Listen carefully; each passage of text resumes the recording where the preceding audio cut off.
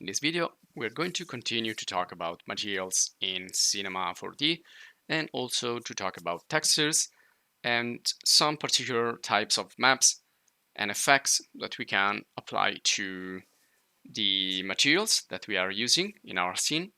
So for example, here you can see in the right side, we have an example of displacement effect. Now, the displacement effect is where you actually extrude parts of your image to create a three-dimensional object instead of a fake 3D that we usually do with normal and bump.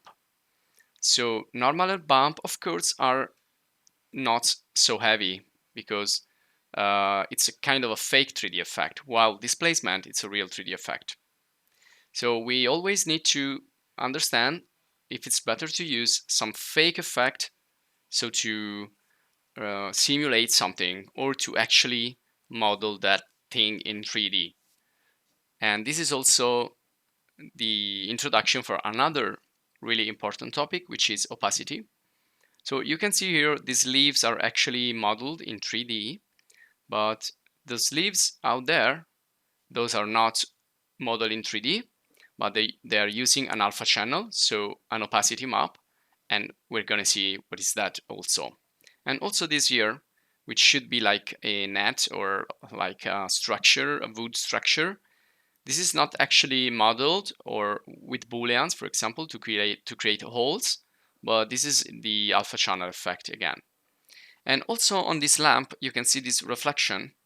Now this is not a real reflection, but it's a fake ambient effect or environment effect that is going to make the material not so heavy. So in each situation here, you can decide to create something heavier or something lighter, depending on your needs. Now, if you're really close to an object, you probably want to use the best quality, so you will create a real 3D and be careful to all the details. But in other situations, you will obviously need to optimize your scene, especially if you don't have a powerful computer, and so you need to create some really lightweight scenes. And also, again, if you don't want to waste time waiting for renderings, you want to speed up your renderings, these are all effects that will help you. So let's get started, and I want to show you first the alpha channel effect or opacity effect or cutout effect. You can call it many different ways. Now this one here, it's a plant that I have inserted from the asset browser. So if you go here and you search for plant, you'll find lots of them. And I have selected this one here, but you can take any plant. And also I have selected a tree for the outside. So just click and place this plant. If you want to place the exact same plant, it's called Ficus elastica. And I'm gonna close this. And in the outside here, I have inserted a tree, which is this cherry tree plant. So you can search for them. Okay, I want to show you the difference here. So this one, let's zoom in and let's check the leaves of this plant. Now they look really nice. And if I select the object, I can go here and check the material as well. Okay, so let's double click and let's open it from the window material editor. Now you can see here that it's using a reflectance, a bump to simulate fake 3D effect, but it's not using an alpha. So this is the channel that we want to talk about. And if I see this plant in 3D, in the other views, you can see that it has a lot of polygons. Now, as we said from the beginning of the course, a lot of polygons means a lot of time to render. It's gonna mean also heavier objects and so on. Like this one here. This is also a really heavy object. You can tell by the number of polygons, which are a lot.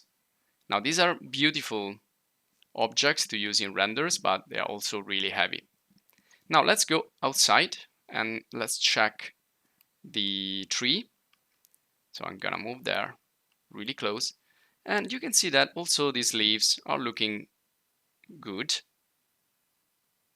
But if I watch this closely here in the 2D wireframe view, you can see that these are not really high poly. These only have one face. This is one polygon. So this tree, it's a lot lighter than the plant inside. The plant here, it's heavier, but if I look at them like this, they are probably looking the same. So usually when you have really far objects and for example really small objects, you don't need to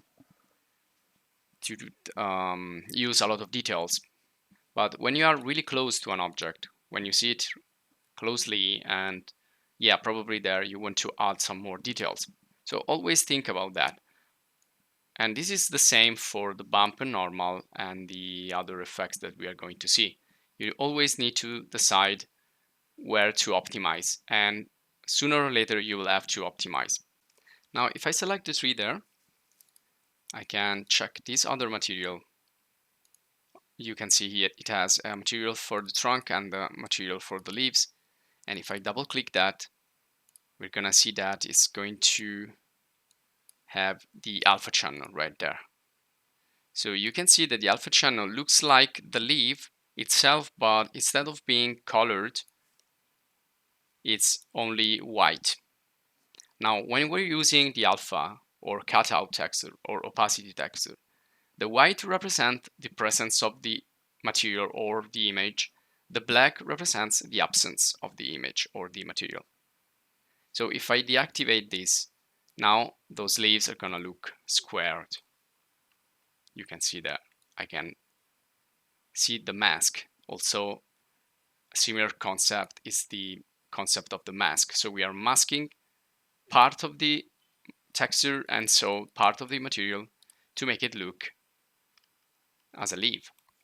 Now I have prepared a couple of planes. These are just simple planes that you can create from here, mesh primitives planes, and I have oriented in vertical. And here I have applied a material again. You can start from the asset editor. So let me delete this material tag from this plane that I'm selecting. So this is now totally opaque, not transparent in any way, not masked. But if I go here in the asset editor, go here in the materials, and if you go in the metals, you will see a lot of these examples. So if you scroll down, you can use this one here, for example. This is a metal grid. And if I zoom in, it looks 3D, it looks realistic, but it's not modeled in 3D. This is just one single plane, one single face. But instead, I have an effect that would probably cost me a lot of booleans to create this, to make holes in a simple plane like that. Now let's take another one, another grid, for example, this one here, which has like rounded holes inside. And you can see that when you place a transparent material on top of another transparent material, you can see the other one through the other hole.